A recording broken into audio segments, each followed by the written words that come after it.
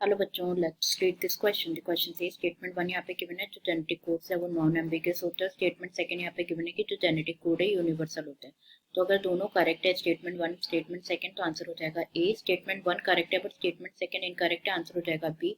Statement one incorrect है but statement second correct है, answer हो जाएगा C. Statement one and statement second अगर दोनों ही इनकरेक्ट है तो आंसर हो जाएगा हमारा डी। तो यहाँ पे सबसे पहले बात करेंगे हम की कॉन्सेप्ट के बारे में। तो जो की कॉन्सेप्ट इस क्वेश्चन में यूज किया गया है that is genetic code.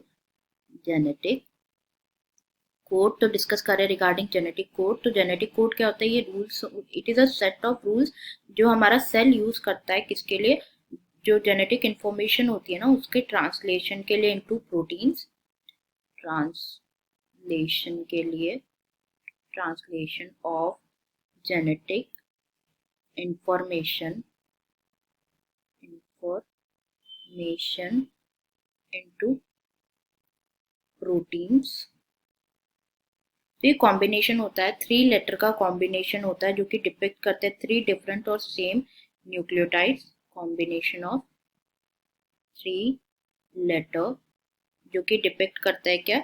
Different और सेम न्यूक्लियोटाइड, एंड इसे कोडोन्स भी बोला जाता है।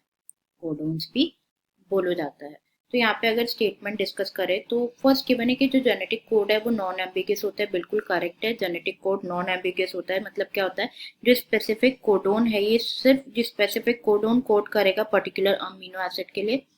Specific codon will code for specific और पर्टिकुलर अमीनो एसिड के लिए स्पेसिफिक कोडोन कोड करेगा।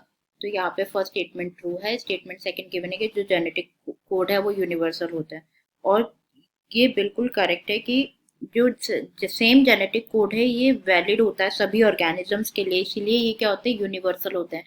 दोनों ही स्टेटमेंट करेक्ट है हमारे, तो इसलिए हमारा करेक्ट आंसर हो जाएगा A. Statement one statement second दोनों करेक्ट है, रिमेनिंग ऑप्शंस इनकरेक्ट हो जाएंगे। I hope you understood it well. Best of luck.